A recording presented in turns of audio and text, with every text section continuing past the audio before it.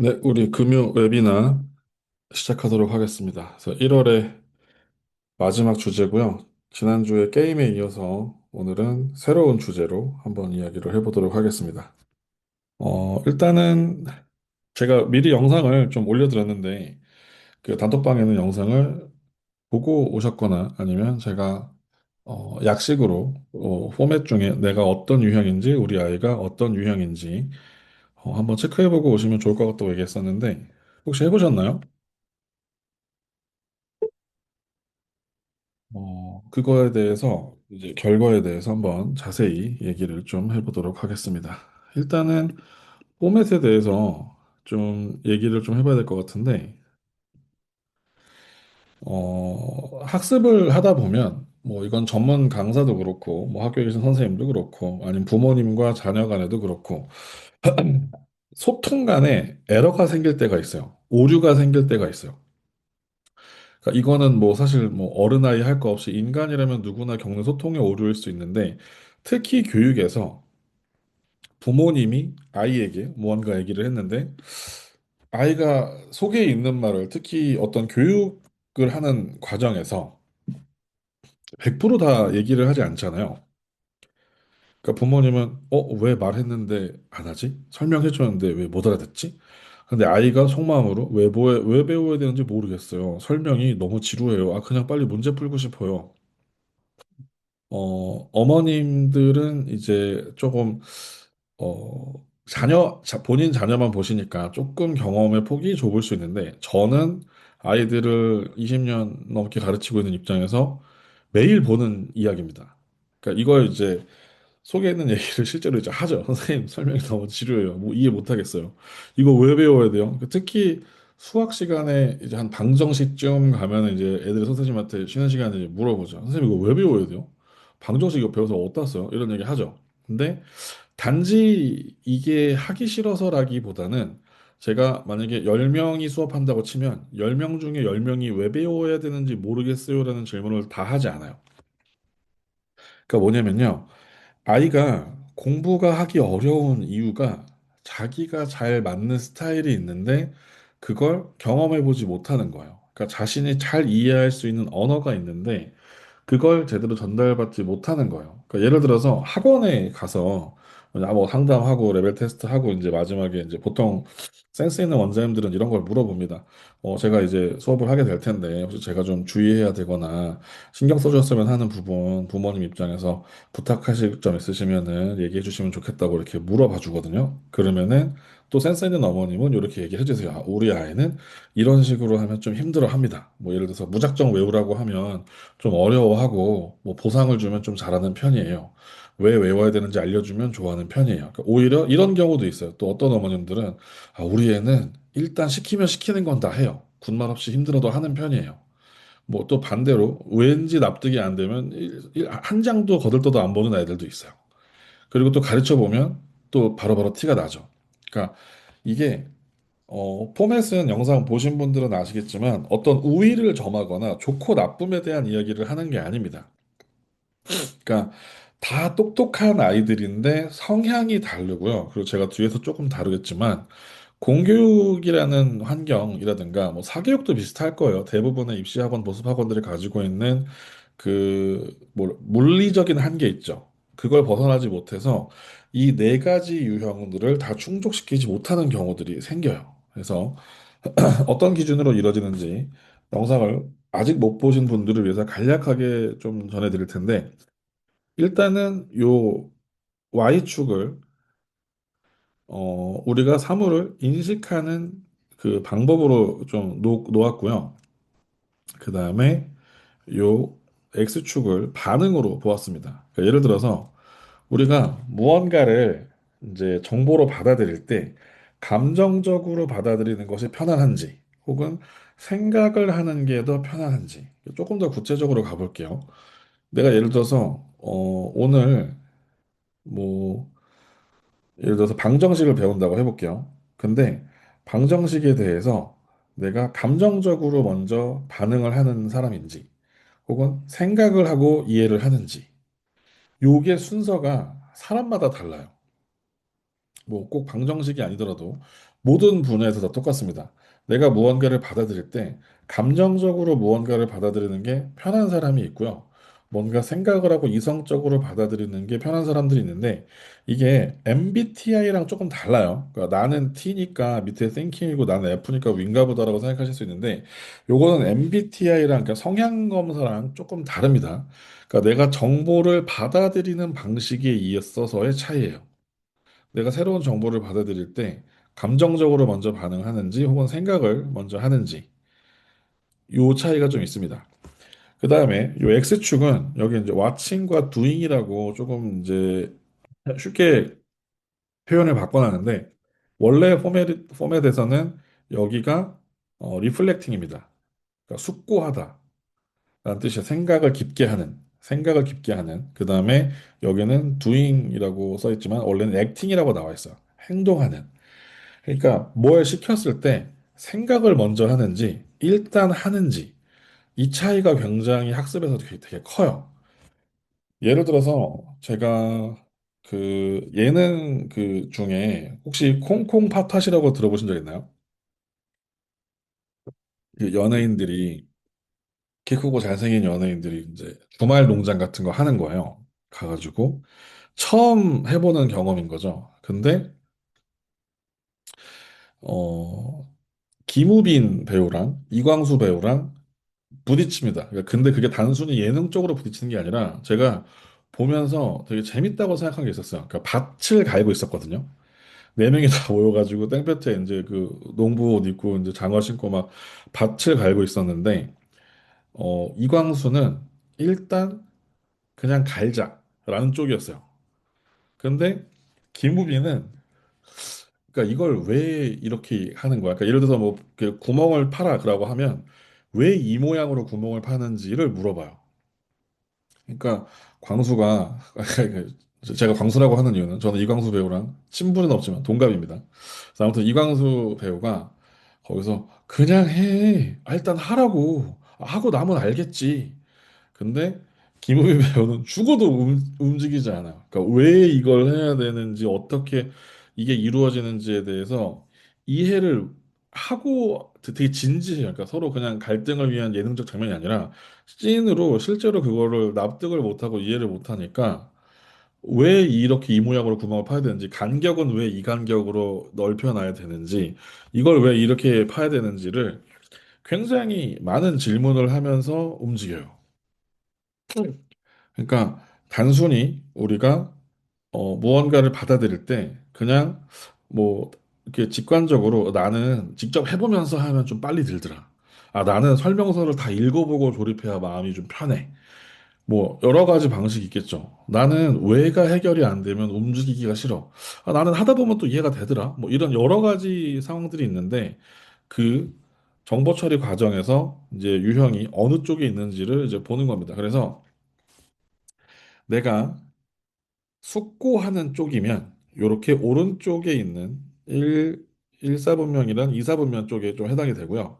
그 다음에 나는 행동파다라고 하면 3분면이랑 4사분면에 해당이 됩니다. 그 다음에 이제 위로 올라가면 좀 더 감정적으로 반응을 하는 거죠. 그리고 아래로 내려갈수록 생각하는 것이 편한 쪽입니다. 그래서 검사를 해보시면 나는 조금 숙고하는 편인데 감정적으로 먼저 받아들이는 편이야. 그러니까 나는 어, 요 세로축에서는 내가 경험 또는 감정으로 이렇게 받아들이면 위쪽으로 갈수록 편한 겁니다. 근데 나는 좀 분석적이고 논리적이고 체계적인 게 편하면 요 아래쪽으로 가는 게 편합니다. 그리고 이제 요 가로축 X축은 내가 먼저 일단 지켜보고 나서 신중하게 접근을 하는 걸 좋아한다. 이게 편하다라고 하시면 요쪽에 계시고요. 근데 나는 일단 해봐야 된다. 그러면은 이제 3번 쪽인데 제가 요게 가장 어디서 많이 차이가 나냐면요. 제가 이제 그 취미 활동으로 보드게임 동호회 활동을 이제 제주 내려오기 전까지 꾸준하게 했었는데 보통 처음 하는 게임을 하면요. 이제 대부분의 보드게임 동호회는 그러니까 비슷해요. 일단은 그 룰을 설명해 줍니다. 룰북을 보고 야, 이 게임은 요런 승리 조건이 있고 이렇게 하면 패배를 하고 중간에 이런 특수 규칙이 있고 이렇게 턴이 운영이 됩니다. 뭐 이렇게 설명을 해줍니다. 근데 이거 설명할 때 딴짓하는 애들이 있어요. 그러면서 왜 이렇게 딴짓하냐고 물어보면 아, 저는 설명 너무 복잡하고 일단 해봐야 이해해요. 이런 친구도 있어요. 근데 또 반대로 꼼꼼하게 설명서를 막 본인이 막 봐가면서 막 설명서 본인이 읽으면서도 들으면서 아, 이 완벽하게 이 게임을 룰을 숙지하고 시작하겠다고 하는 사람들이 있습니다. 그러니까 보통 우리가 서바이벌 게임 같은 거 있잖아요. 예능에서 하는 뭐 옛날에 했던 지니어스 게임이라든가 여기 보면 이렇게 게임들 같은 거 하잖아요. 그러니까 보면 어, 지켜보는 쪽 사람들은 룰을 듣자마자 숙지하는 것, 그리고 이해하고 이 게임을 마스터하려고 집중을 한다면 행동하는 사람들은 룰을 듣고 있기는 하지만 이 게임을 잘하는 사람 옆에 가서 팀을 먼저 짜거나 아니면 1라운드를 돌아보고 감을 잡는 경우들이 많습니다. 이게 공부에도 똑같겠죠. 그래서 어, 어떤 방식으로 정보를 받아들이는 게 편하냐에 따라서 이 아이가 학습하는 과정이 달라져요. 제가 원래 포맷 이론은 유형을 이해하는 게 포인트가 아닙니다. 요 포맷 이론은 뭐냐면요. 요 네 가지 과정을 다 순환해야 러닝이 끝났다고, 학습이 끝났다고 얘기해요. 그러니까 모든 학습자는 내 성향과 상관없이 내가 1유형으로 시작하든 3유형으로 시작하든 4유형으로 시작하든 모든 학습자는 Y에서 시작을 해서 What, How를 거쳐서 if로 마무리를 해야 한다고 주장하는 게 이 포맷 이론이에요. 그러니까 지금 Y에서 시작을 해서 무엇을 해야 되는지를 파악하고 실습과 적용을 How에서 하고 이제 만약에 이렇다면 해서 이제 적용해야 돼요. 적용. 내 걸로 가져와야 돼요. 여기까지 돼야 이제 끝난다고 얘기를 하는데 우리 아이가 멈춰 있는 곳이 혹은 시작하는 곳이 그 아이의 유형입니다. 제가 아까도 얘기했지만 Y가 1도 안 중요한 애들이 있어요. 그냥 시키면 시키는 대로 제가 아까 말씀드린 어머님이 우리 애는 힘들어해도 선생님이 하라고 하면 시키는 대로 다 해요. 숙제 10장 주면 10장 다 하고요. 2장만 주면 2장밖에 안 해요. 선생님 시키는 대로 다 해요. 그러니까 선생님이 숙제 많이 주시고요. 빡세게 구셔주세요. 이런 애들 있죠. 여기 보통 있습니다. 아니면 이쪽으로 가는 경우들도 있습니다. 뭘 해야 되는지 알려주면 쭉쭉쭉 나가는 애들 있죠. 그래서 외를 공부하지 않고 이쪽으로만 가면 사실은 특정 교육 환경에서는 우수해 보일 수 있으나 진정한 의미의 학습을 이루지 못했다고 얘기하는 거예요. 혹은 이런 얘기 들어보셨나요? 뭐 죽은 지식. 그러니까 책만 많이 읽었지 쟤는 샌님이야. 이런 아이들은 if가 많이 결여되어 있을 가능성이 높습니다. 이거는 그 아이가 결여되었다는 게 아니라 그 학습 과정에서 if를 충분히 다루어 주지 않았다는 뜻이에요. 학습자와 선생님이 이거를 한 바퀴를 요 네 단계의 포맷 사이클을 한 바퀴를 싹 돌려서 마무리를 지어야 되는데 학습을 완성해야 되는데 그게 제대로 이루어지지 않은 거죠. 그래서 뭐 우리 아이는 뭐 개념까지는 잘 가는데 유난히 응용 심화가 약해요. 뭐 수학을 못하는 것 같아요. 근데 거기 막혀 있는 이유가 과목마다 뭐 혹은 그 아이가 성향에 따라서 다를 텐데, 포맷 이론이 사실 좀 오래됐습니다. 제가 오래됐는데도 불구하고 최근에 다시 이걸 끌고 온 이유는 제가 학습을 꾸준히 해온 입장에서 이거만큼 심플하고 학습 구조를 완벽하게 설명한 게 없어요.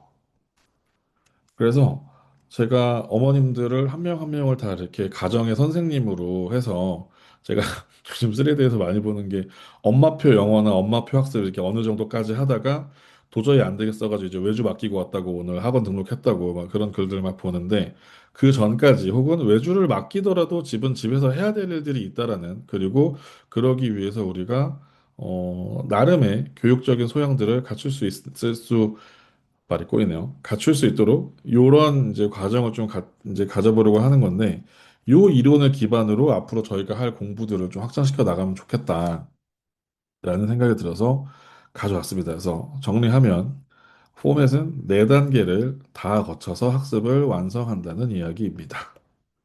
그래서 보통 이제 인류형 아이들이 어떤지를 좀 보여드릴게요. 그래서 인류형은 어디 있는 친구들이냐면요. 여기 있습니다. 그러니까 감정적으로 느끼면서 생각하는 것이 편한 친구들 있죠. 이런 친구들은 왜라는 질문을 많이 합니다. 그러니까 여기가 Y에서 출발하는 친구들이에요. 왜? 그러니까 이 친구들은 의미와 목적을 가지고 이해를 시켜줘야 됩니다.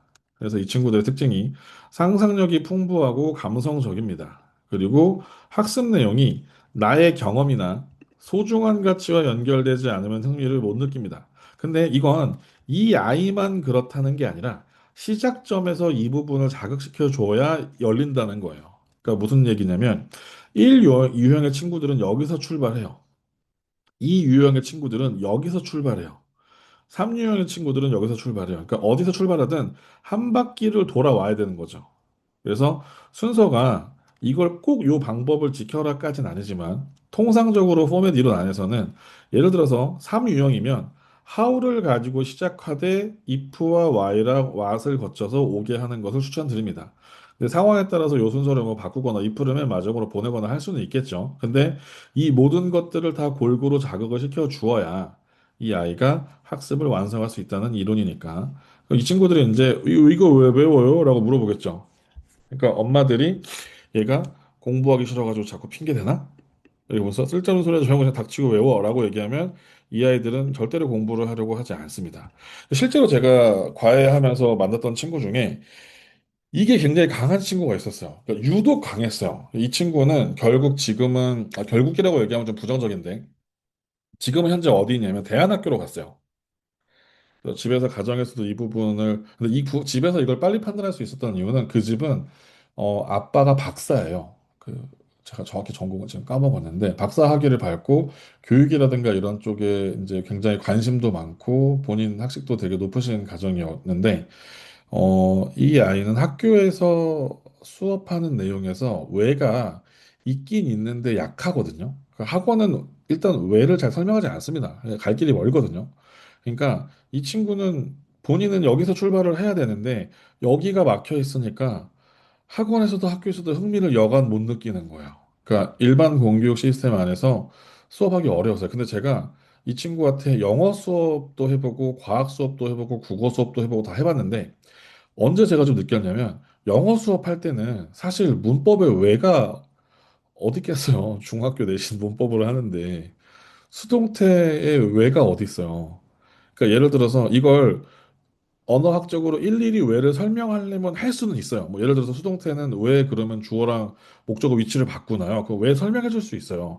왜 비동사에다 pp를 붙이나요? pp라는 요 형태에 대해서 어원적으로 풀어서 줄 수 있어요. 근데 이걸 계속 설명하고 있으면 제한된 시간 안에 시험 범위를 마스터해야 되는데 제가 돈 받고 하는 일이 점수를 궁극적으로 올려줘야 되는데 이걸 충분히 만족시키면서 진도를 나가면 뒤에 트레이닝 할 시간이 부족해요. 제한적으로. 그러니까 가급적이면 단기간 내에 점수가 많이 오를 수 있는 쪽을 좀 더 자극해서 이제 진도를 나가게 되는데 그러다 보니까 이 친구는 이제 Y가 너무 자극이 안 되니까 학습에 흥미를 전혀 못 느끼는 상태였어요. 근데 이 친구가 좋아하는 과학이라든가 뭐 역사라든가 이런 거를 Y를 기반해서 스토리를 풀어 나가잖아요. 그러니까 여기서 이성계는 왜 위화도 회근을 했을까? 아니면 과학 설명을 할 때도 여기서 불꽃 반응을 할 때 왜 여기다가 이런 장치를 했을까? 뭐 이런 식으로 물어보면 이 친구가 생각지도 못한 막 대답을 막 쏟아놓을 때도 있고, 그다음에 제일 대박인 건 질문을 하는데 정확하게 그 다음에 뭘 배울지를 질문을 하기 시작해요. 그러니까 이 친구는 앞에 Y가 충분히 충족이 되면 뒷단계를 막 날아갈 수 있는 친구였어요. 근데 어떤 그 환경상 그러니까 제가 핑계를 대는 거예요. 그러니까 시간 제한의 특성상 그걸 충분히 다 받아들여 줄 수 없고 1대1로 수업을 하는 게 아니다 보니 이 친구의 Y에 대한 호기심을 충분히 해결해 주지 못하니까 2, 3까지 넘어가지 못하는 거죠. What이랑 How까지 못 넘어가는 거죠. 그래서 이런 친구들한테는 이게 그 친구에게 어떤 가치를 줄 수 있는지 그 친구의 경험에 비추어서 예시를 들어주거나 어떤 식으로 이게 도움이 될 건지를 짚어주면 좀 좋습니다. 그래서 보통 수학 공부할 때 그냥 숫자로 얘기하면 아이들이 좀 관심 없어 하다가 자, 너한테 10,000원이 있어. 이렇게 시작하는 수학 교육들 있죠. 근데 네가 저기 문구점 가가지고 뭐 2천 원짜리 뭐를 사고 뭐 이렇게 결제를 했어. 그럼 너 지금 얼마가 남았지? 뭐 이런 식으로. 아니면은 뭐 돈 얘기를 가지고 거스름돈 계산을 하게 하거나 곱셈물 계산하게 하거나 하면 이 친구들이 굉장히 빠르게 머리가 돌아가는 것을 볼 수가 있습니다. 왜 그래요? 본인에게 소중한 가치이기 때문이죠. 대부분 아이들에게 돈은 소중하잖아요. 그래서 그냥 무작정 암기를 시키기보다는 이 친구들은 스토리텔링을 해줘서 그 학생 본인과의 연관성을 찾아주면 좀 의미가 있어요. 그래서 이 친구들은 안 배우면 안 돼요라는 말도 자주 하고요. 이거 배우면 안 돼요. 그러니까 본인이 이거를 의미를 갖는 것이 중요해요. 그래서 이 친구들이 보통 어떤 질문을 많이 하냐면요. 이거 배워서 어디에 쓰나요? 왜 배워야 하나요? 나중에 커서 이게 필요한가요? 근데 제가 이런 경험들을 어디서 많이 했냐면요. 웃긴 게 집에서 공부할 때는 사실 저는 초등, 중등, 고등 때는 이런 질문을 많이 하는 학생은 아니었어요. 근데 대학에 가서 이제 심리학을 전공하고 마케팅을 공부하면서 좀 이제 심리학 공부하니까 사람 마음이 좀 궁금하잖아요. 그러면서 이런 질문들을 하기 시작했고, 이 질문을 제일 많이 한 곳이 저는 사실 교회였어요, 교회. 교회는 일단 굉장히 믿음이라는 어떤 단어를 많이 사용하는 공간이잖아요. 그러니까 원리를 설명해 주기보다는 일단 믿어라. 어? 근데 이제 저 같은 학생이 거기 가가지고 왜를 질문하기 시작하면 이제 목사님, 전도사님들이 굉장히 이제 피곤해지기 시작하는 거죠. 근데 이런 거에 대해서 잘 설명을 해주고 그거를 이제 성경적으로 잘 그 당시 이제 그 중동 지방 역사라든가 뭐 지리적인 것들을 가져와서 뭔가 이렇게 좀 과학적으로 설명해주고 역사적으로 설명해주고 이러면 되게 제가 잘 받아들였던 기억이 나요. 그래서 어 1번 유형인 아이들은 사실은 현재 한국의 공교육 시스템 안에서 소외를 당하거나 좀 독특하거나 튀는 아이로 이렇게 좀 취급받을 가능성이 높습니다. 그리고 자칫 말만 들으면 공부하기 되게 싫어 보이는 아이일 수 있습니다. 근데 반대로 그걸 잘 충족시켜주면 이 친구들은 날아다닐 수 있는 친구들이에요. 그래서 반드시 이 친구들은 학습의 가치와 연결고리를 제시해 주시면 좋습니다.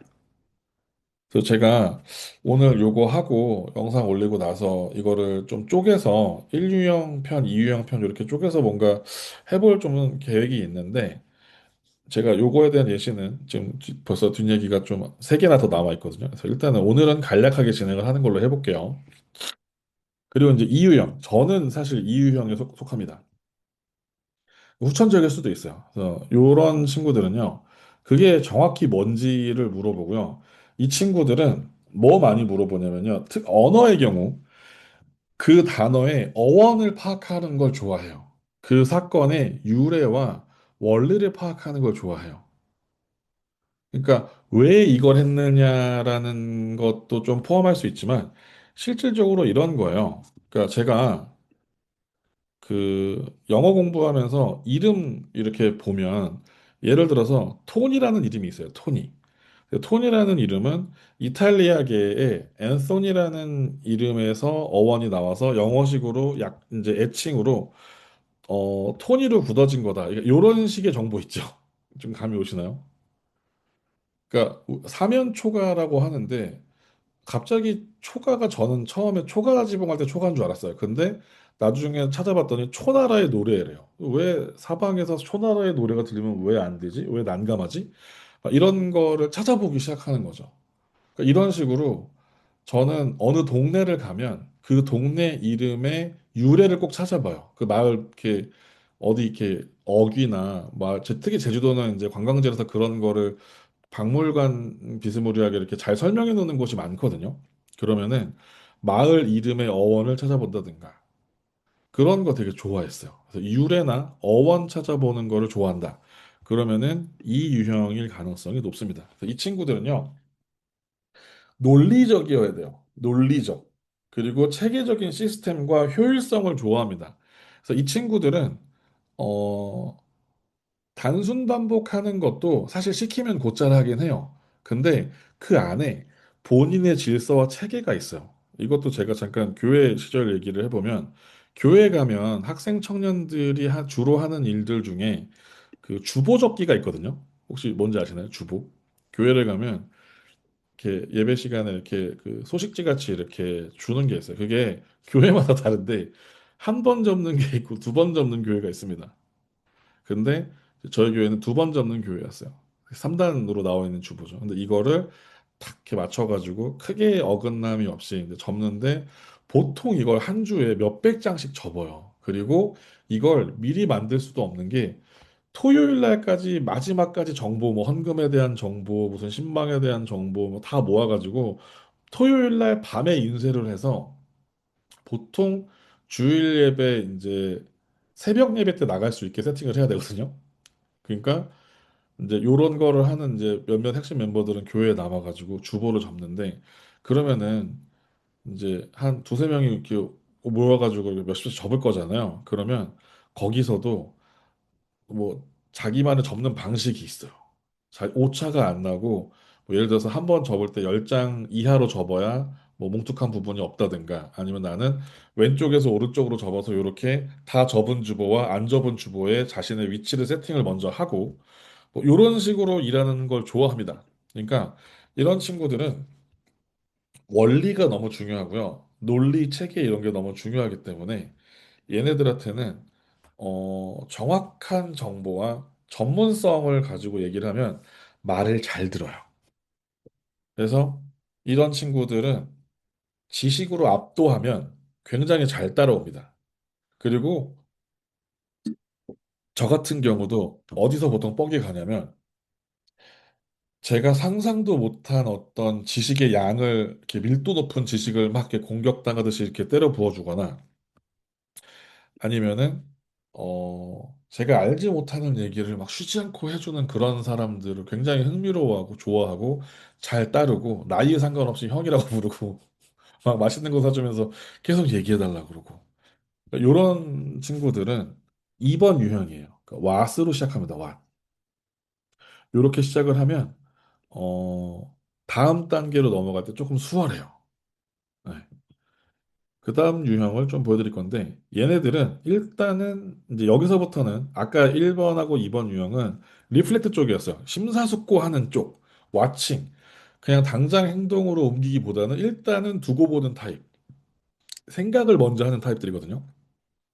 자, 이제 3번 유형부터 4번 유형은 행동하기 시작합니다. 그래서 얘네들은, 어떻게가 핵심이에요. 그래서 얘네들은 어떤 오해를 받냐면요. 아이가 일단 움직입니다. 엄마 말이 안 끝났는데 뭘 하기 시작해요. 그러니까 성급해, 성격이 급해, 그리고 산만하다, ADHD인가? 이런 오해를 많이 받습니다. 근데 얘네들은 왜 그러냐면요. 엄마가 뭘 설명을 해주고 있는 중간에 본인 눈으로 그게 보이면 손으로 만져보고 가서 경험해 봐야 돼요. 그래서 어, 이건 제가 누구라고 여기서 말할 수 없는데 그 박물관이나 이렇게 전시회 가면 손대지 마시오라고 써 있는 거 있죠. 그거를 굳이 몰래 가서 손대보는 애들이 있어요. 얘네들입니다. 얘네들은 직접 꼭 해봐야 돼요. 그래서 어 뭐라 그래야 되지? 그 본인이 이렇게 생각하는 거를 직접 경험해보고 체험해보고 하는 것에 높은 가치를 주기 때문에 또 반대로 그렇게 하지 못하면 잘 이해를 못해요. 그러니까 본인이 해보면 굉장히 쉽게 풀어낼 수 있는 것들도 잘 이해를 못합니다. 그래서 이 친구들이 힘든 점은 뭐냐면요. 동영상 강의나 책을 통해서 뭔가 이해하는 부분도 약할 수 있어요. 이 친구들은요, 그냥 체험이 가장 1번이에요. 근데 이 친구들이 그렇다고 해서 책을 읽어도 이해를 못하는 그런 사람들이냐, 반드시 그냥 다 똥이니 된장인지 찍어 먹어봐야만 하는 사람들이냐, 그렇지가 않은 거예요. 그러니까 포맷이라는 건 어디에서 출발하느냐가 포인트인 거지, 그 네 바퀴를 다 하는 게 러닝이라고 그랬잖아요. 그러니까, 이런 친구들은 주변에 자녀로 계시거나 혹은 본인이시면 출발을 3번 유형에서 하되 나머지 부분들도 골고루 학습할 수 있도록. 왜 그러냐면 포맷의 목적 자체가 좌뇌와 우뇌를 골고루 활성화하는 거예요.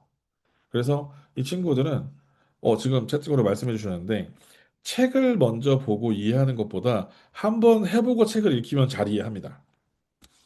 그래서 이 친구들은 그냥 책 보여주는 것보다 상대적으로 동영상으로 유튜브 같은 걸로 한번 보여주고 나서 책을 읽히게 하거나 혹은 뭐 간접 경험이든 직접 경험이든 무언가를 해볼 수 있게, 그러니까 손으로 터치해 볼 수 있게 해주면 그 다음부터는 좀 잘 작동하는 편이 많아요. 그래서 부모님이 이럴 경우에는 실습할 수 있는 기회를 직접 주시는 것을 추천드립니다. 그래서 여기서 보면 첫 번째 단계, 두 번째 단계 이렇게 하고, 자, 이제 너가 직접 해볼까? 요게 포인트예요. 너가 직접. 이렇게 해주면 이 아이가 학습 속도가 굉장히 올라가요. 그래서 보면 특징이 설명보다 직접 해보는 것을 선호합니다. 그래서 만약에 이제 수학으로 치면요.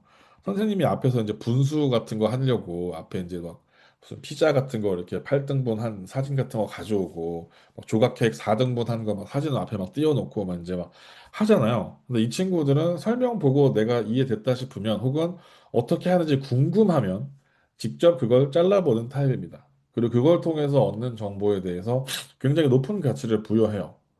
그래서 어떻게 하는 건지 알게 된 이후에 이 친구는 체험을 바로 시켜볼 수 있으면 좋습니다. 자, 그 다음에 이제 마지막 유형인데,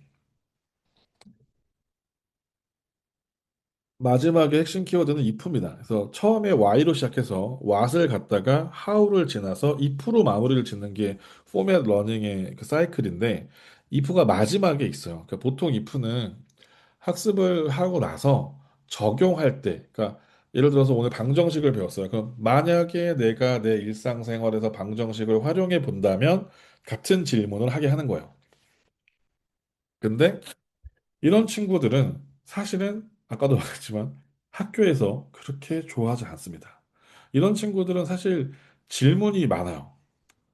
그러다 보니까 학교에서 처음에는 흥미로워하고 잘 받아주다가도 뭐 예를 들어 초등학교 한 3, 4학년 교실인데 근데 이렇게 하면 어떻게 저렇게 하면 어떻게 계속 물어보면 선생님도 오늘 진도를 나가야 되는데 이 친구 한 명만 붙들고 계속 이걸 받아줄 수가 없잖아요. 근데 이 친구의 질문이 수업에 엄청 직접적으로 도움이 되는 어떤 질문으로 끌고 가기에는 너무 변수가 커요. 그래서 이 친구는 정해진 답 너머의 가능성을 본다고 하잖아요. 그러니까 보통 이런 질문을 들으면 부모님이나 선생님들은 어떤 생각이 드나요? 그냥 시키는 대로 좀 했으면 좋겠다. 아, 쓸데없는 짓 안 했으면 좋겠다.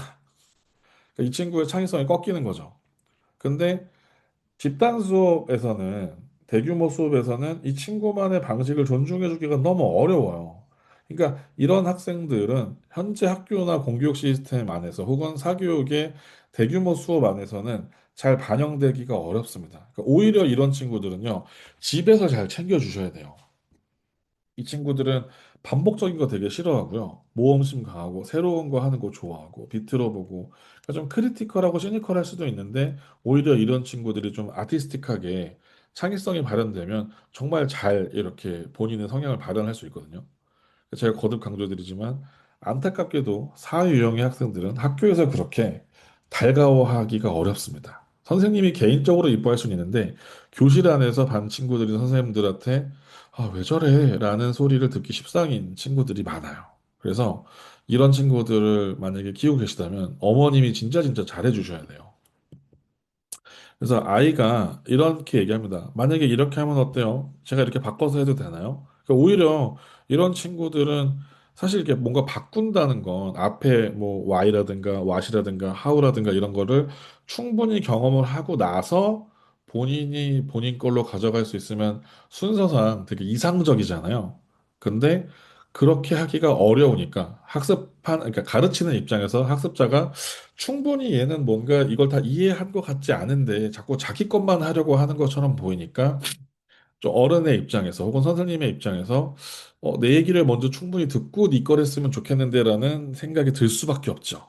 그래서 이런 친구들은 그 자율성이라든가 창의적인 부분들을 막 꺾어내는 과정을 많이 가져가기보다는 그냥 어느 정도 사회성을 위해서 꺾을 필요는 있어요. 꺾을 필요는 있는데 그거를 무작정 꺾으시면 안 되고 펼 땐 펴주고 날아갈 수 있게 해준 다음에 이런 부분들을 네가 다 펼치면 다른 사람들이 좀 불편할 수 있어.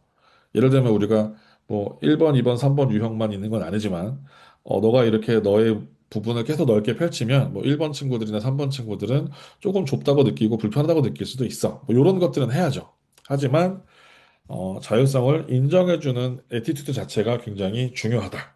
그래서 이런 부분들이나 욕구가 아이가 이제 발견이 되면 무작정 꺾기보다는 적어도 집이라는 안전한 공간에서 그것들을 경험할 수 있도록 해주면 좋죠. 그리고 환경상 그걸 집안에서 해결하기 어려운 과제들도 있잖아요. 그러면 미스터 비스트나 우리나라의 허팝 같은 유튜버들 있죠. 이걸 왜 하는 거지 싶은 유튜브 실험 같은 거 되게 많이 하거든요. 사회 실험 같은 것도 막 하고 그런 것들 중에서 찾아서 같이 이렇게 해보거나 아니면 아이에게 이런 거를 직접 체험할 수 있는 그런 체험 공간들이 요즘 우리나라에 되게 많아요. 그런 거 찾아가지고 같이 경험해 보시면 좋을 것 같습니다. 그래서 이제 코칭 전략으로 좀 넘어갈 텐데 시간이 괜찮나요? 아직 30분이니까 좀 더 해도 되겠죠? 사실 이제 포맷은 진짜 할 얘기가 되게 많은 파트라서 제가 잠깐 끊어서 보여드리면 만약에 유튜브에서 포맷을 그냥 포맷이라고만 검색을 하잖아요. 그러면 원래 이거를 처음 시작한 사람은 교육 기반입니다. 근데 여기에서 보면 기업에서도 포맷을 적용한 사례가 요 원작자가 설명한 부분들이 있고요. 오히려 어떤 사람은 여기서 뭐 기획, 제안, PT의 기본 구성, 포맷, 이거 마케팅으로 쓰는 사례도 나오고요. 말할 때 포맷 구조로 말하면 이걸로도 많이 쓰는 사람들도 있고요. 그러니까 포맷을 가지고 말하는 방식, 뭐 기업 문화, 뭐 여러 가지 방식으로 응용해서 가져가요. 그리고 뭐 말 잘하는 방법 같은 경우에도 포맷으로 설명하는 경우들이 많고요. 그러니까 포맷 자체가 원리라서 여러 군데로 적용시킬 수가 있어요. 그러니까 사실 포맷을 학습한 이후에 아까 보여드렸던 요 if 요 파트를 잘 적용을 시켜서 자기 필드로 가져간 케이스겠죠. 사실 저도 가끔 강의 안 짤 때 포맷 구조로 짜달라고 이렇게 할 때 있어요. AI한테 일 시킬 때. 그래서 처음에 이제 여기 보면 1번 다음에 여기 2번 아니고 4번입니다. 왜 그러냐면요. 1번하고 4번 유형의 공통점이 뭘까요? 이거 앞으로 좀 가서. 1번하고 4번 유형의 공통점. XY 축에서 요 필링 쪽에 있는 친구들이죠. 2번, 3번은 요 thinking 쪽에 있는 친구들이니까 요걸 가지고 구분을 한 거예요. 그래서 1번 유형의 아이들은 빨리 숙제해라는 강압적인 태도보다는 네가 이걸 배우면 네가 좋아하는 공룡 이름을 더 잘 읽을 수 있어. 이런 식으로. 그리고 이 친구들은 왜가 중요하기 때문에 앞에 스몰 토크 같은 거 하면서 이 공부와 관련 있는 주제 토픽을 가져오면 좀 좋습니다. 근데 보통 학교에서든 뭐 어디서 이렇게 수업을 짤 때 이런 식으로 출발하도록 수업안이 되게 전통적으로 짜여져 있어요. 그 다음에 이제 4번 유형 같은 경우는 너가 문제를 다 풀고 나서 너도 문제를 한번 만들어 볼래? 라고 하면 되게 좋아할 거예요. 예를 들어서 기억하실 수도 있는데 옛날에 선생님들 중에 너가 덧셈 문제 두 자릿수 덧셈 문제 열 문제 만들어서 네가 만든 거 네가 풀어봐 라고 하는 숙제 혹시 보신 적 있을까요? 옛날에 저 어렸을 때 이런 숙제 내주시는 분들이 있었는데 이런 숙제는 선생님이 4번 유형일 가능성이 높습니다. 그러니까 이런 숙제 아이디어를 낼 수 있어요. 그리고 이런 숙제를 좋아하는 친구들은 4번 유형일 가능성이 높습니다. 그러니까 내가 여기 인쇄된 교재에 있는 것만 푸는 게 아니라 내가 내 스타일로 문제를 만들어 볼 수 있어. 이런 친구들은 보드게임 동호회에서도요, 보드게임을 막 만들어요. 막 응용해가지고 이 게임 저 게임 막 합쳐가지고 막 새로운 게임을 만들어내고 새로운 규칙도 만들고 막 합니다. 그러니까 공부할 때도 너가 너만의 방식으로 적용할 수 있는 파트를 열어주면 이 친구들은 잘 따라올 수 있습니다. 그 다음에 여기 이제 2번 친구들과 3번 친구들 이런 친구들은 특히 저 같은 친구들은 이제 논리와 체계 이런 게 되게 중요하잖아요. 이런 애들은 필기시키면 돼요. 자, 정리해 볼까? 표로 정리해 볼까? 저 표 진짜 사랑하거든요. 제가 문과인데도 데이터베이스 관리하는 거를 너무 좋아하고 그거 덕분에 제가 노션을 접해서 굉장히 좀 독학을 좀 디깅을 해서 그걸로 제가 실리콘밸리 진출한 거거든요. 그 데이터베이스 다루는 것 때문에. 근데 이런 친구들은 표로 정리하라 그러면 가로 세로로 존재하는 모든 데이터를 사랑해요. 너무 좋아해요. 그러니까 계속 확장해 갈 수 있고 오른쪽도 확장할 수 있고 밑으로도 확장할 수 있고 이런 거를 표로 정리하는 걸 너무 좋아해요. 그 다음에 이 친구들은 전문가의 권위를 너무 사랑합니다. 권위에 복종해요. 그래서 이거는 서울대 교수님이 추천해 준 거래라고 얘기를 했을 때 진짜 서울대 교수님이 추천했다라는 증거가 확실하면 일단 껌뻑 죽습니다. 좋아해요. 그리고 심지어 이런 경우에는 이거 제 경험담인데 서울대 교수님이 추천했으니까라는 생각이 머릿속에 있으면 앞에 한 10페이지, 20페이지, 30페이지 재미없어도 참고 봐요. 언젠간 서울대 교수님이 추천한 그게 빡 뒤에 나오겠지? 그래서 50페이지, 60 끝까지 참고 봐요. 그리고 다 읽고 나서 내가 원하는 게 나오지 않는다 하더라도 서울대 교수님이 그렇게 생각하는구나라고 끝까지 참고 읽을 수 있는 어떤 그 권위가 생겨요. 이거는 이제 저의 경험을 비춰봤을 때 100%입니다. 실제로 그래요. 이유가 있을 거야라고 끝까지 참고 가요. 근데 거짓말 하시면 안 되고요. 실제로 팩트를 기반으로 해주셔야지 안 그러면 오늘 내 세상이 무너졌어를 경험하는 자녀를 보실 수 있습니다. 그러니까 실제 팩트를 기반으로 추천하시는 건 좋을 것 같아요. 그 다음에 이제 3유형. 자, 이론을 완벽하게 외워라고 얘기하면 이 친구는 힘들어요. 그러니까 이론을 완벽하게 외워는 2번 친구한테 하면 좋아요. 이론 완벽하게 외우고 그 다음에 일단 문제 한번 풀어보고 막히면 그때 책을 찾아볼까? 제가 이거 보여드린 김에 실제 문제집의 구성을 보여드릴게요. 제가 마침 오늘 수업한 교재인데 제가 최근에 가장 사랑하는 교재 중 하나입니다. 이렇게 생긴 교재가 있어요. 그러니까 보통 잘 보이시나요? 요게 왼쪽에 있고요. 요게 오른쪽에 이렇게 있을 거예요. 그러면 이걸 다 읽어보고 여기를 넘어가게 돼 있죠. 근데 하우인 친구들은 이 문제를 먼저 보여주고 여기서 찾아서 풀어봐라고 하면 좋아해요. 이게 더 정확합니다. 그러니까 이걸 풀기 위해서 정보가 여기 있다는 걸 알면 2번 유형 애들은요 이걸 싹 정리하고 그 다음에 다음 페이지 넘어가는 게 마음이 편해요. 근데 3번 유형의 친구들은 여기부터 준 다음에 여기를 왔다 갔다 하면서 풀게 하면 신나서 풉니다. 근데 대부분의 교재가 이런 식으로 생겼잖아요. 오늘 실제로 제가 이제 풀었던 교재인데 어, 요거는 요즘에 이제 과학 공부하는 교재에서는 무조건 이 교재를 풀잖아요. 오투인데 이건 제가 수업하려고 스캔한 교재인데 교재가 이렇게 생겼어요. 여기에 그러면 이제 개념 설명이 나오고 오른쪽에는 빈칸 채우기가 나오죠. 그러면 저는 이걸 먼저 쭉 정독한 다음에 필기까지 하고 머릿속에 완벽히 외워져야 이걸 풀어요. 근데 하우인 친구들은 여기를 먼저 보고요. 여기를 찾아서 정답을 찾아서 채웁니다. 그리고 나서 이런 문제 유형이 나오고 이런 스타일로 문제 정리가 되는구나. 그러면 어떻게 외워야 되겠다, 어떻게 공부해야 되겠다라는 파트가 정해지는 거죠. 그래서 일단 문제 풀어보고 막히면 찾아볼까? 이게 좋아요. 근데 2번 유형이나 3번 유형은 좀 느낌이 오실 수 있겠지만 이미 학교 공부에 적합합니다. 그러니까 학교에서 원하는 스타일은 보통 여기에 있어요. 근데 1번 유형이나 4번 유형인 친구들은 1번도 학교에서 다루긴 하는데 아이마다 제가 얘기했잖아요. 그 아이가 소중하다고 생각하는 경험 혹은 가치 연결시켜줘야 되는데 그게 매칭이 안 돼, 그게 매칭이 안 되면 아무리 Y로 시작을 해도 나한테 연결이 안 될 수가 있어요.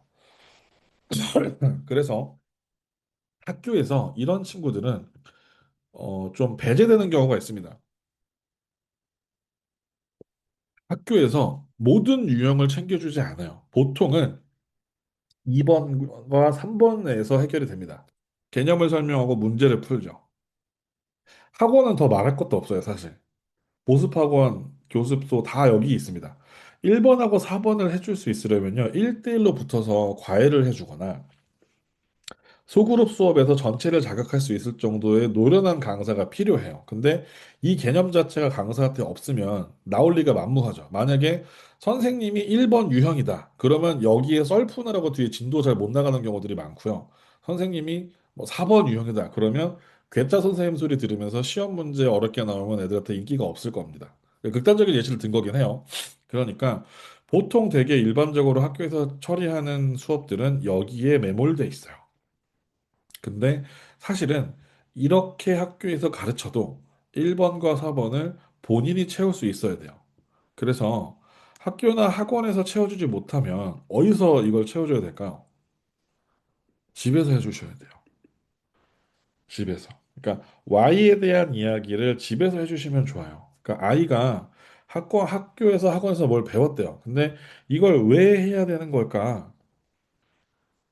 뭐 예를 들어서 뭐 피아노 학원에 갔는데 저 때는 한홍을 쳤거든요. 그러면은 손가락 이렇게 마디마디 올라가면서 손가락 10개 다 써가지고 단조로운 멜로디로 위아래로 왔다 갔다 갔다 하는 그 손가락 풀기 연습하는 그런 교재가 있었는데 되게 지루한 교재 중 하나예요. 그것보다 좀 익숙한 뭐 어린이 피아노 소곡집 막 이런 데서 내가 아는 노래, 아는 멜로디 익숙한 거 치는 게 훨씬 재밌잖아요. 근데 한옥은 사실 좀 지루해요. 근데 이거 왜 하는지 알려주면 적어도 내가 동기부여가 되고 어느 정도 버틸 수 있는 힘든 구간을 버틸 수 있는 힘이 생기는 거죠. 그리고 학교에서 배운 걸 어디다 써먹을 수 있을까를 잘 채워줄 수 있으면 학교에서는 그 아이나 그 학생의 딱 그 적절한 if를 상상해주기 어렵잖아요. 좀 포괄적으로 과제가 나가거나 하겠죠. 그래서 보통은 학교에서 if를 과제로 주면 좋은데 그렇게 해서 수행 평가를 뭐 개개인별로 절대 평가를 하고 에세이를 쓰게 하거나 하면 참 좋을 텐데 실질적으로 그러기가 어렵잖아요. 그러니까 이런 부분들은 집에서 대화를 통해서 해결해 주시면 좋지 않을까라는 좀 생각이 듭니다. 그래서 아이들마다 우리 아이가 몇 번 타입인지 어머님이 꼭 테스트를 해보지 않아도 이제 느 정도 아이의 성향을 아신다면 아 우리 애는 뭐 3번 유형인 것 같아요. 우리 애는 뭐 2번 유형인 것 같아요. 이렇게 좀 보이시잖아요. 그러면 이런 대화 카드를 가지고 아이랑 대화를 해보면 좋을 것 같아요. 특히 뭐 이런 거 있죠. 오늘 학교에서 뭐 배웠니? 이거 배웠어요. 그러면 너가 만약에 선생님이면 오늘 배운 걸로 시험 문제 어떻게 만들어 볼 수 있을 것 같아? 이런 거 물어보면 좋죠. 그리고 꼭 4번 유형이 아니더라도 시험 기간에 제가 많이 하는 겁니다. 너가 선생님이라면 이 문장 어떻게 시험 문제 낼 것 같니? 이런 거 제가 막 보여주거든요. 그러면 아이들이 소위 말해 출제자의 의도를 한번 생각해 보게 하죠. 비슷한 예로 제가 요즘에 그 옛날 드라마인데 로스쿨이라는 드라마를 보고 있는데 거기 보면 이런 장면이 나와요. 수업 시간에 이제 모의 재판을 하는데 변호사 측, 검사 측을 맡았던 학생들이 막 얘기를 하다가 갑자기 중간에 자리를 바꿔요. 그러니까 검사 측이었던 애가 변호사가 되고 변호사 측이었던 애가 검사가 돼서 방금 전까지 내가 했던 말을 뒤집어야 되는 거죠. 근데 그렇게 함으로써 상대방의 입장을 생각해보고 본인의 논리에 빈약한 부분을 찾을 수 있게 되는 거거든요. 그러니까 이런 질문 같은 경우는 타입과 상관없이 공부할 때 써보고 보면 좋죠. 다만 4번 타입의 아이들에게 굉장히 유효한 질문일 수 있다. 오늘 배운 거 어디서 써먹을 수 있을까? 그다음에 이번 친구들은 이제 지식을 체계화시켜서 잘 외우고 있는지 약간 그 플래시카드 같은 질문을 해주면 또 좋고요. 그다음에 Y가 중요한 친구들은 마음에 와닿았던 건 뭐니? 왜 그게 와닿았니? 이런 질문하면서 대화를 하시면 너무 좋겠죠. 그래서 전뇌학습이라고 제가 이제 여기 표시되어 있는데 좌뇌, 우뇌를 얘기하는 겁니다. 그래서 뇌의 모든 영역이 이 1, 2, 3, 4 요 유형을 한 바퀴를 싹 돌면서 아까 얘기했던 그 XY축에서 모든 모든 사분면을 돌면서 이거를 활성화를 시켜주는 거죠. 그러니까 한쪽만 중요한 게 아니라 그 아이의 유형은 그 아이가 어디서 출발했느냐일 뿐입니다. 그러니까 보통 학교에서나 강사들이 1번부터 Y와 타우, if 순으로 좀 학습을 이끌어 가려고 하겠으나 아이가 어디에서 출발하는 게 익숙하거나 어디에 걸려 있다면 다음 걸로 자극할 수 있도록 출발점을 충분히 충족시켜 주는 게 중요하다라는 얘기를 드리고 싶습니다. 그래서 결국은 여기에서 어머님들이 꼭 이 지식의 전문자이실 필요는 없어요. 요즘처럼 지식이나 정보의 접근성이 낮아지는 시대에 누구나 마음만 먹으면 검색이나 AI를 통해서 정보를 얻을 수 있거든요. 그러면 엄마는 아이의 성향에 맞는 질문과 과제를 던져주고 설계만 해주면 돼요. 어떠니? 어떻게 하면 좋을까? 이런 것들. 너는 이런 부분들이 강점이니까 여기에서 출발할 수 있도록 그 아이에게 알맞은 질문을 시작해 보는 거죠. 아이에게 맞는 학습 방법을 제안해 보는 거죠. 일단 문제부터 풀어볼까? 아, 너라면 어떻게 했을 것 같아? 왜 이렇게 되는 것 같니? 뭐 이런 식으로 질문을 좀 가져가면 어머님이 가정에서 해줄 수 있는 역할이 좀 극대화되면서 좀 대화도 좀 되고. 근데 사춘기 오면 좀 힘들 수 있는데 그 이전까지는 최대한 이런 그 플로우를 좀 쌓아 놓으시면 너무 좋을 것 같아요. 그래서 이거는 이제 포맷에 대한 질문들이 좀 있었던 거로 제가 이제 좀 가져왔는데 여러 유형이 섞여 있는 것 같아요는 당연한 겁니다. 그러니까 MBTI도 내가 T라고 해서 감정이 없는 사람이 아니잖아요. 그러니까 뭐 내가 I라고 해서 밖에 나가는 걸 싫어하고 사람을 아예 안 만나는 건 아니잖아요. 그러니까 여러 가지 유형이 섞여 있을 수 있습니다. 다만 어디에서 출발하느냐가 제일 편한지만 보시면 돼요. 어차피 한 바퀴를 다 돌아야 됩니다.